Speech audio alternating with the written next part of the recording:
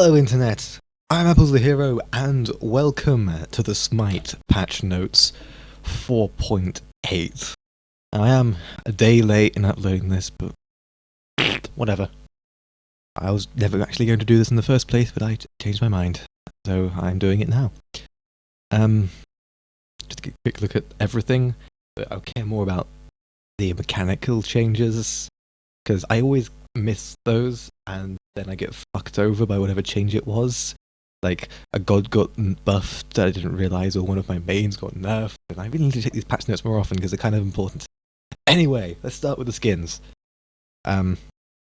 It's pretty good. I don't know what it'll actually look like in game. My guess is that the tree rover will actually look pretty much the same, and it'll just have a Bob Ross on it. I don't know. There's not a whole lot you can do to change it. It's still going to be a tree with a man on it. Let's get crazy. It's got. Let's get crazy. Voice pack seems like it'll be alright. An Erlang Shen skin. Don't get those very often.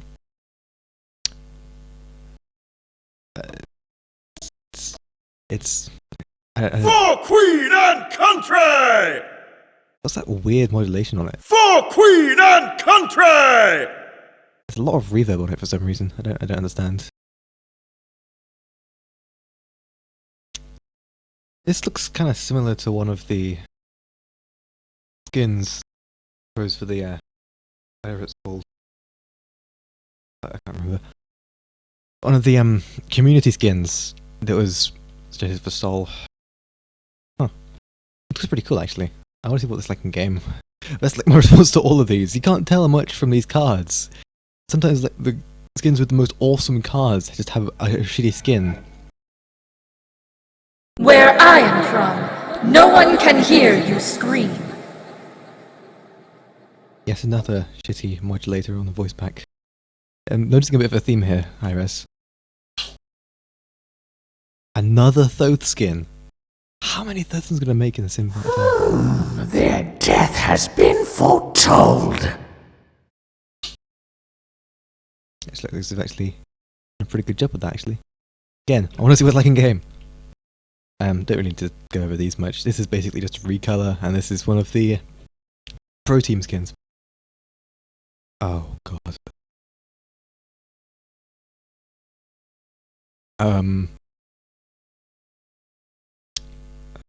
What the fuck? Thank you for that. Oh my god, what is wrong with this thing? I have to go and find the page again.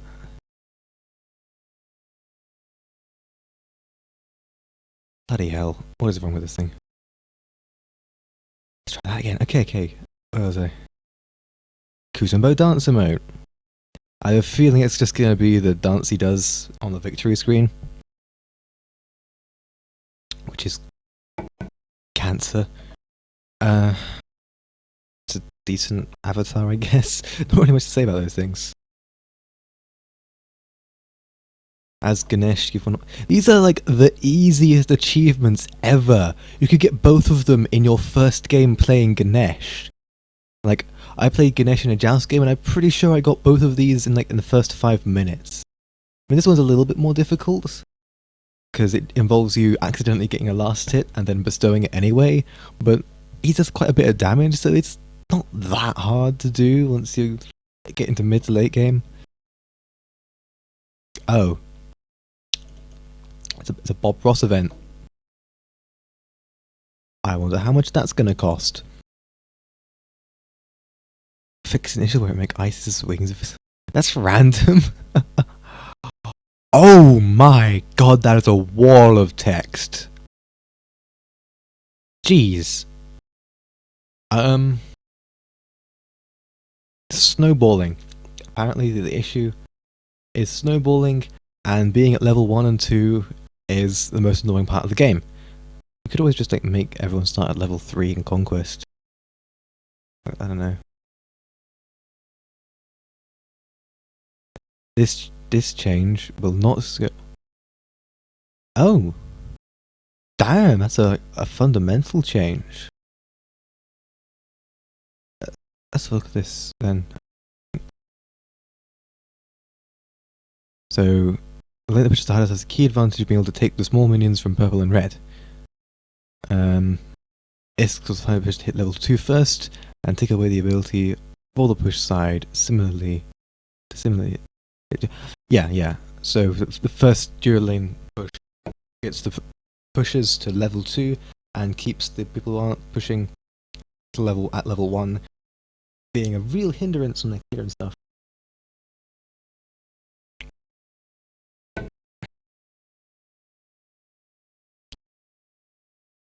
Oh, you can do the same thing in solo lane with the elementals. I didn't even consider that.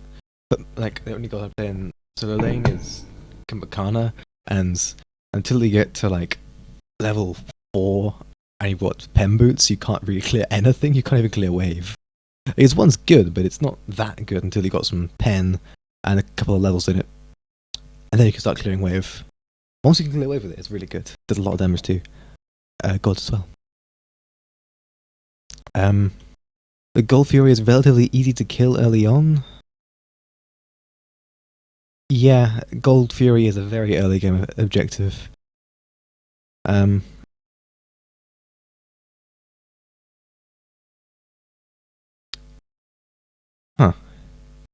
So, what does that mean that the total?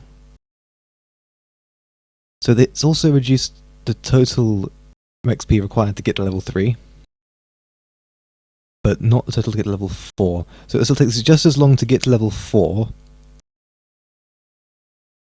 after they finish testing it, because it's a very big. It's a small change, but it's a fundamental change, and those need a lot of testing. But good job on Hi-Res for being diligent with that.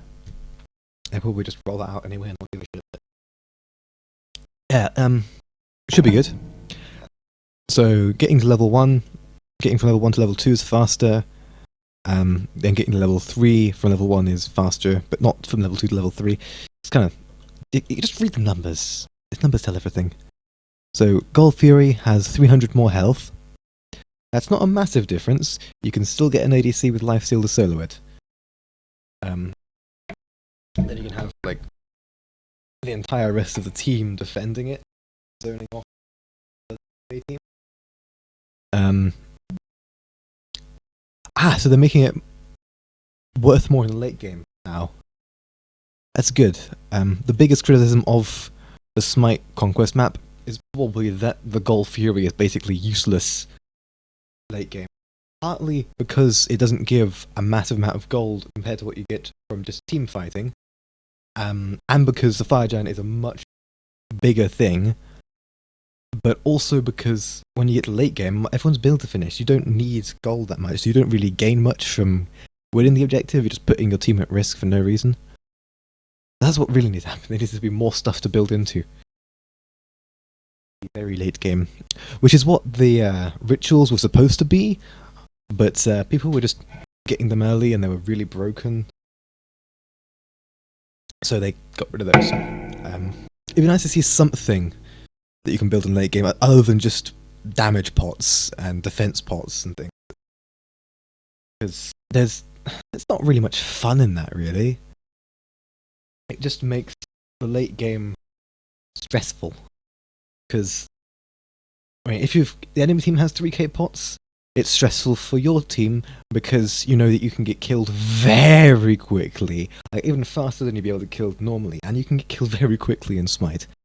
And if you've got a 3k pot and you activate it, sure, you can kill people very quickly, but if you get killed, then you've effectively just lost 3k gold for nothing. If you don't get something like at least 1 kill to counter it, and preferably 2, and even then you don't get your gold back, you just get advantage for your team. But anyway, enough rambling.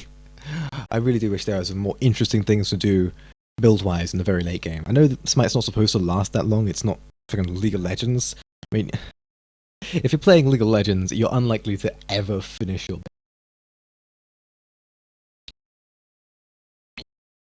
Even, like, especially when you've just started. I don't know how it was like for higher level players or like on the pro scene, but I expect it's much the same. You're unlikely to ever finish a build in League of Legends, which is kind of a good thing, kind of a bad thing. The good thing being like is you get more gold. There's always reason to get more gold to build into those other items. But on the other hand, if you're always ending a game without ever getting your build finished, like all the work you put into making up that build just seems so worthless. And kind of feels like the game wasn't actually finished, it was just completed. That's the feeling I get, at least. I like to be able to finish my build before finishing the game. It's satisfying. It feels like I completed the game, rather than just finishing it. Anyway, so Gold Fury is now going to be worth more in the later game, and less in the early game, but only in PTS. So, a bunch of bug fixes. Mostly... Oh my fucking god. So many titles! So many typos, sorry. But it's also had an inconsistent hitbox. Deal damage to players who changed height inside the ultimate? Wow, that's some fucked up programming. What the fuck did you do? Oh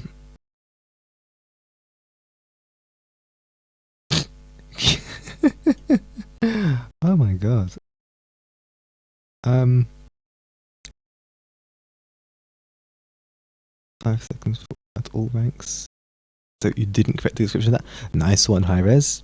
Correct radius. That was wrong. And look at all these typos.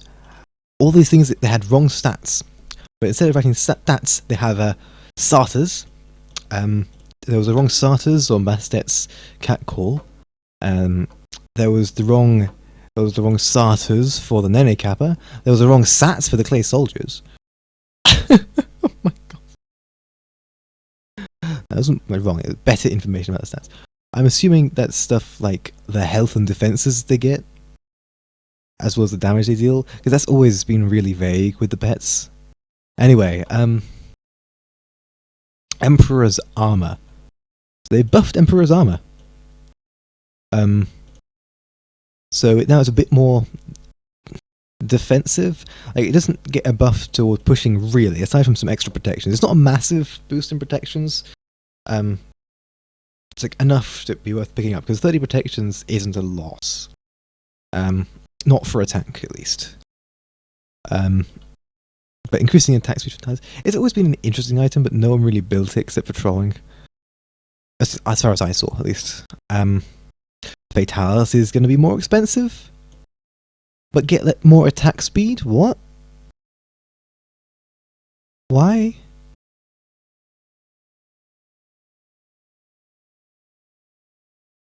Shifting it from a cheap and core item to more expensive and luxury item. That's good. That's good. I'm glad they're doing that. But if you're going to do that, don't make it have flat pen. Flat pen is less and less useful as the game goes on.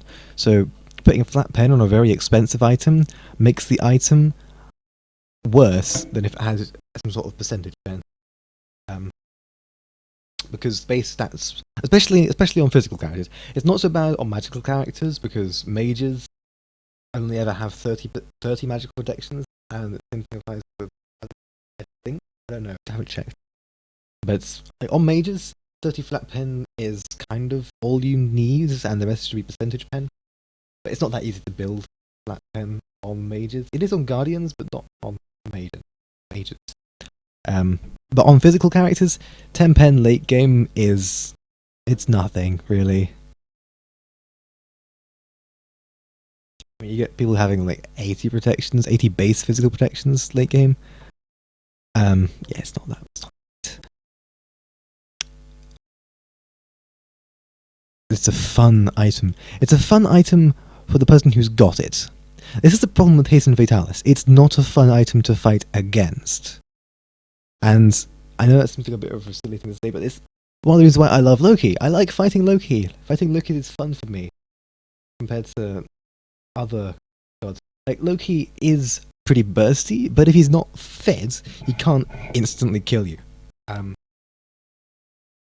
His ability to go invisible, definitely annoying, but if you're aware that he's gone invisible, then you can counterplay it. There's counterplay there.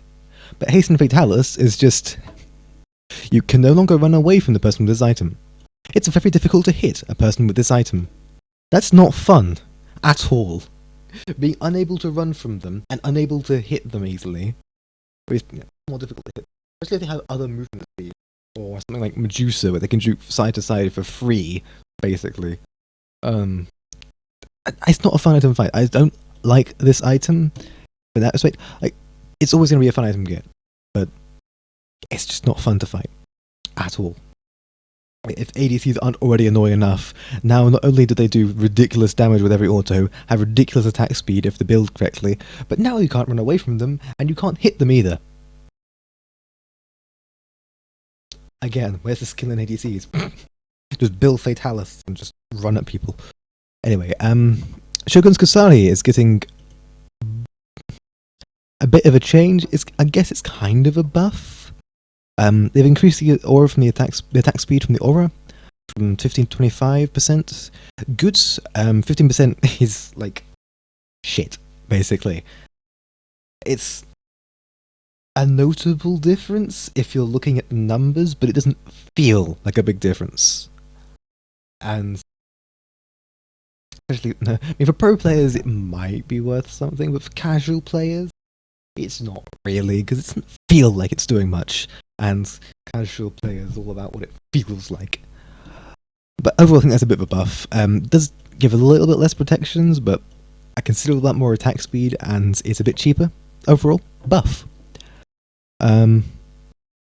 Ares has slightly higher physical base protection, improving his early game a bit. He had the lowest base protections of other Guardians. Well, low base protections? That seems kind of silly. I guess he's got his 2. But that might explain why I die early as Ares, because he's not quite as tanky. It doesn't seem like a lot, but that's an extra few % of damage that he's taking. It all adds up very quickly, especially with minions. Like, this is most significant when thinking about minions, because this early game physical protections, that's stopping you from getting killed by minions as quickly. Alright, increase the base damage on his 2, and decrease the cooldown on his ult by 10 seconds, kind of. Yes, averages out a bit, I guess. Gives him a bit more safety in lane, lets him make plays more, give him a bit better wave clear and poke. Kronos is a late game monster, just like basically every god in the game. If any god gets fed, they're going to be a nuisance, but he's a particular nuisance because he has an ability with a 3-second cooldown that's got fantastic range and does a shit ton of damage. It explodes you. Oh, that is nice. They've reduced the mana cost for Izanami's 1 escape. I like that. I like Izanami, so I like that. Oh, Jingwei got a buff. Shorter cooldown on her escape. This is what I thought it should have done the first time, giving some movement speed. But it also gives power. That's interesting, and I like it. It makes it better to give the aggression, because originally the aggression you got from it was the Fatalis effect, but now the aggression you get is some movement speed and power. And if you use it while in air, you get even more. Meaning now it is a good combo with the 1, because you use the 1 and then you dash after people. But the problem with the 1 is it's both a damaging ability and a buff. Like, you got to choose between whether doing the significant amount of damage it does, unless you're building mostly attack speed, or the significant amount of attack speed you get from standing in it. I mean, you could use both, it does last a fair while, but you have to do some really weird positioning in order to make that work. Whirlwind has lower cost. Well.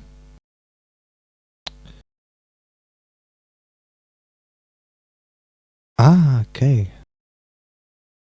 So it's reduced the cost at high ranks on his 3. Which is good. His cost on his 3 was a bit ridiculous. The cost on his 3, when it was maxed out, seemed more like the cost you'd expect on an ultimate. Like, in mid-game, when he's maxed out with 3 already, and hasn't got a lot of the levels in his ult, his 3 actually costs more than his ultimate to use, which is ridiculous. Raven got a nerf. I didn't realize Raven was powerful. Okay. I didn't really read through his original buff that he got very much. So it didn't commit it to memory very well. But it no longer gets 50% damage reduction.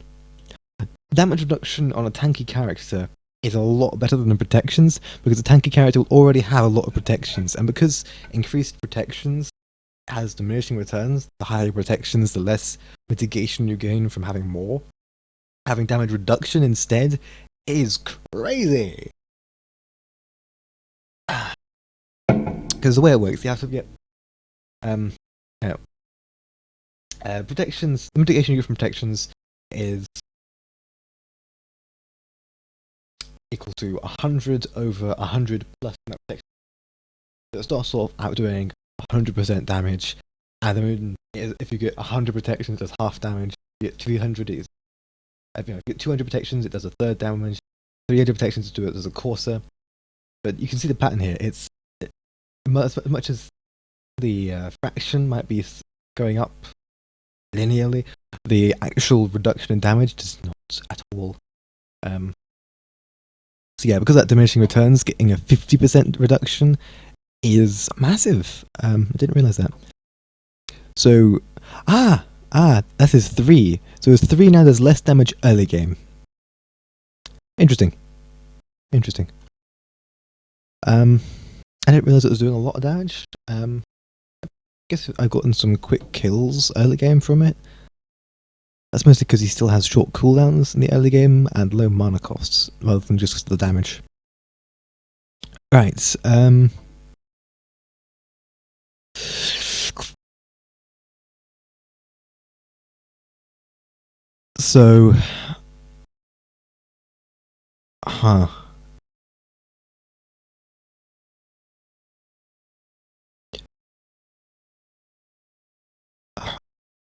Oh, that was why I did so much damage on that one time I built all tank on the kit. Because it was percentage health damage. That's where the damage was coming from.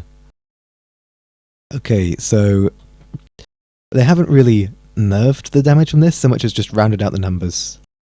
I mean, it does give a little bit less damage early game and a bit more late game. Well, a little bit more at max level, 6 points more. It might not seem like much, but I've seen people escape on very low health from Last Breath before, so it might make a difference. I don't know. It's nice to see numbers getting rounded out again, though, because these numbers just feel so awkward, difficult to handle. But this nice, clear, easy, understand all that. Whatever.